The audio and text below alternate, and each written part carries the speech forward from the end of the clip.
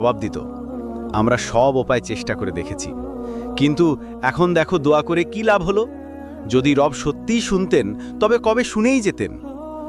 এক সন্ধ্যায় সেই দম্পতি বাজার ঘুরতে বেরোলো। সামনে সেই অন্ধ দরবেশ বাটি হাতে বসেছিল।